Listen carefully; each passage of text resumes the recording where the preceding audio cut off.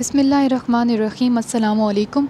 आज हम लोग स्टार्ट कर रहे हैं ऑपरेटिंग सिस्टम का सब्जेक्ट, और ये पूरी जो प्लेलिस्ट है वो इसी तरह चलेगी ऑपरेटिंग सिस्टम की ही उस पे कि ऑपरेटिंग सिस्टम के जितने भी इंपॉर्टेंट टॉपिक्स हैं हम वो कवर करेंगे। स्पेशली ये सीरीज़ जो है ये एफपीएससी, पीपीएससी और सीएसएस के कैंडिडेट्स जो इस दफ़ा अप्लाई कर रहे हैं उनके लिए है। ऑपरेटिंग सिस्टम का एक बहुत मेजर पार्ट आता है इन सब एग्ज़ाम्स के अंदर। जो ओवरऑल इसकी एक सिलेबस का आउटलाइन है, उस आउटलाइन के अंदर ये 8 टॉपिक लाजमी आपने कवर करने हैं और यही टॉपिक रिपीटेडली आते हैं। अब इन टॉपिक्स का प्रोसीजर क्या होगा, हम किस तरह लेके चलेंगे, वो इस तरह होगा कि हम लोग जो न्यूमेरिकल इसके अंदर सॉल्व करने वाले हैं, क्योंकि पीपीएससी के अंदर एंड इवन एफपीएससी के अंदर इसके छोटे छोटे न्यूमेरिकल्स आ जाते हैं सॉल्व करने के लिए। तो हम लोग जो जो इस तरह के क्वेश्चंस हैं उनको न्यूमेरिकल्स के थ्रू सॉल्व करने की कोशिश करेंगे, और जो पास्ट पेपर्स के अंदर न्यूमेरिकल्स आ चुके हैं वो भी हम लोग एक दफ़ा गो थ्रू कर लेंगे, ताकि आप लोग एटलीस्ट माइंड में ये हो कि इस तरह के इसमें से बन सकते हैं। तो अभी जो हम लोग स्टार्ट करने वाले हैं ये टॉपिक, ये इंट्रोडक्टरी टॉपिक है जिसके अंदर आप लोग वो सारे बेसिक टॉपिक्स जो इन एग्ज़ाम्स में रिपीटेडली आते रहे हैं वो हम लोगों ने इसमें देखने हैं, गो थ्रू करने हैं। और ये वो वाले टॉपिक्स हैं जो लाजमी आप लोगों ने करने, ये तो कभी नहीं छोड़ने आप लोगों ने, तो बहुत मेजर इंपॉर्टेंट टॉपिक्स हैं।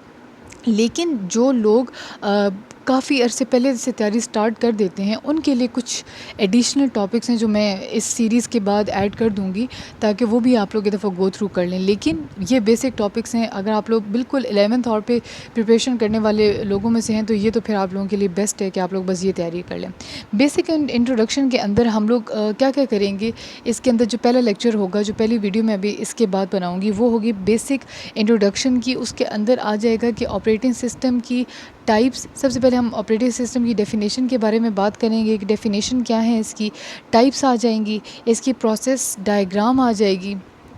बिल्कुल बेसिक डायग्राम है, सिर्फ एक कॉन्सेप्ट है इसका कि किस तरीके से वो आपने लेके चलना है। या इसके अंदर सिस्टम कॉल के बारे में हम लोग थोड़ा सा ब्रीफ इंट्रोडक्शन ले लेंगे कि सिस्टम कॉल का मतलब क्या है और सिस्टम कॉल हम किस तरह ऑपरेटिंग सिस्टम के अंदर वो सारे काम होते हैं वो कर लेंगे।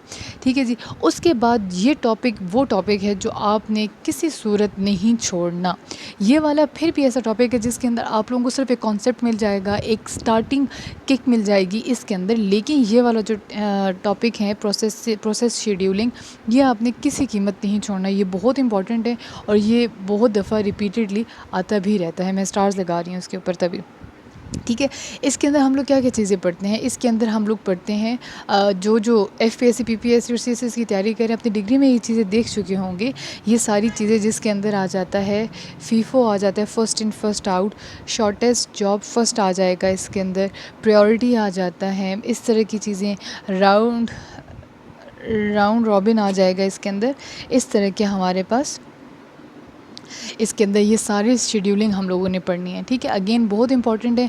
इसके छोटे छोटे न्यूमेरिकल्स हैं जो वैसे हम लोग एग्जांपल के तौर पे भी सॉल्व करेंगे, प्लस जो लास्ट ईयर्स में आते हैं हम वो भी इसके अंदर सॉल्व कर लेंगे। उसके बाद आ जाता है जी प्रोसेस सिंक्रोनाइजेशन का। इसमें से 1-2 MCQs तो आ ही जाते हैं, एक तो लाजमी आ जाता है इसके अंदर। ठीक है। इसके अंदर जो कॉन्सेप्ट हम लोग पढ़ते हैं वो है सीमाफोर का कॉन्सेप्ट, और सीमाफोर का कॉन्सेप्ट काफ़ी इंपॉर्टेंट कॉन्सेप्ट है इसके अंदर प्रोसेस सिंक्रोनाइजेशन के अंदर। ठीक है जी। उसके बाद ये 7th पॉइंट है, बाद में आते हैं 4th पॉइंट है हमारे पास deadlock and threads. Again deadlock और थ्रेड्स बहुत आसान है। इसके अंदर सिंपल हम लोगों ने डेफिनेशन करनी है डेड लॉग की, कि डेड लॉग का क्या मतलब होता है, डेड लॉग से बचा कैसे जा सकता है, प्रिवेंशन कैसी होती है, इसकी अवॉइडनेस कैसी होती है, और इसके अंदर एक बैंकर्स एल्गोरिदम है जो हम लोगों ने स्टडी करना होगा। बस इसके अलावा ये बहुत आसान है। बैंकर्स एल्गोरिदम खुद इटसेल्फ बहुत आसान है, इस वजह से ऐसा कोई इशू नहीं है। ये आसान है और आने वाला टॉपिक है, ये भी आता ही रहता है, पेपर्स में आ चुका है बहुत मरतबा। उसके बाद जो जी प्रोसेस शेड्यूलिंग के बाद मोस्ट इंपॉर्टेंट है, अगेन मैं इसके ऊपर मार्क कर देती हूँ, मोस्ट इंपॉर्टेंट टॉपिक है मेमोरी मैनेजमेंट। मेमोरी मैनेजमेंट के अंदर आप लोग कॉन्सेप्ट पढ़ते हैं, पेजिंग का कॉन्सेप्ट पढ़ते हैं, सेगमेंटेशन का प्रोसेस पढ़ते हैं। अब ये वाले जितने भी हैं ना, ये जो मैं आपको करवाऊंगी ये वो करवाऊंगी जो पेपर्स में आते रहते हैं, कॉन्सेप्ट जो आते रहते हैं। अगेन अगर आप डीप स्टडीज़ करना चाहते हैं तो वो मैं बता दूंगी कि इसके बाद जो है ये वाली वो चीज़ें स्टार्ट हो जाएंगी जो काफ़ी हम लोग डीप स्टडीज़ में जा रहे हैं। बाकी जो इसका ओवरऑल एक कॉन्सेप्ट है, इसके न्यूमेरिकल्स हैं, वो स्टार्टिंग में ही आप लोगों को मिल जाएंगे, इसकी लेक्चर के स्टार्टिंग में ही। ठीक है, इसके अंदर फ्रेगमेंटेशन का कॉन्सेप्ट आ जाता है, फ्रेगमेंटेशन के आगे से टाइप्स का कॉन्सेप्ट आ जाता है इसके अंदर, तो ये अगेन बहुत इंपॉर्टेंट है। इसके अंदर एल्गोरिदम है, पेज रिप्लेसमेंट एल्गोरिदम, वो भी बहुत इंपॉर्टेंट है। ठीक है जी।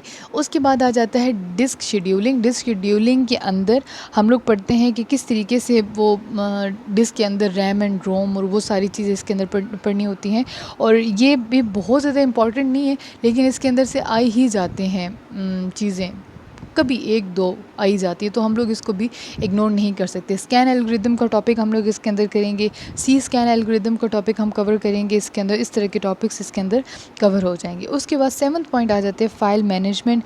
फ़ाइल मैनेजमेंट भी इम्पॉर्टेंट है, कॉन्सेप्ट इम्पॉर्टेंट है, टाइप्स इम्पॉर्टेंट है इसके अंदर कि किस तरह फ़ाइल को हम मैनेज करते हैं।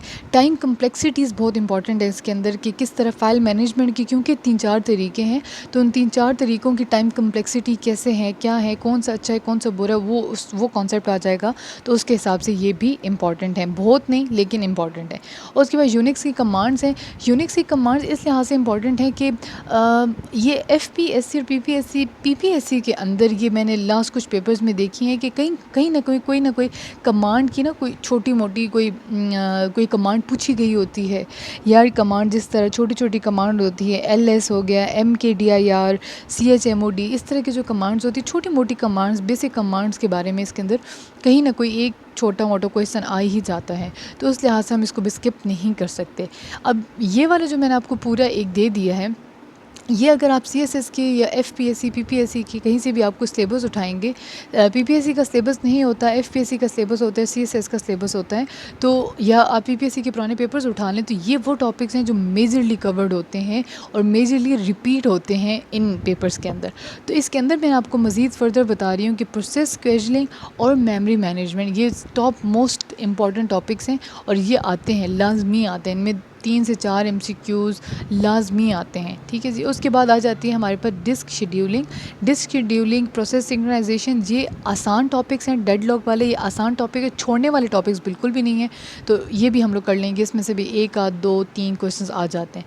और एक जो वर्चुअल मेमोरी हर जगह लिखी हुई होती है, वर्चुअल मेमोरी, तो वर्चुअल मेमोरी का कॉन्सेप्ट भी मेमोरी मैनेजमेंट के अंदर हम कवर करेंगे, और वर्चुअल मेमोरी का पूरा एक टॉपिक सेपरेटली गिवन होता है कि वो आपने करना है, और वो हम करेंगे मेमोरी मैनेजमेंट के अंदर करेंगे। ठीक है जी। स्टार्ट करेंगे हम बेसिक इंट्रोडक्शन से।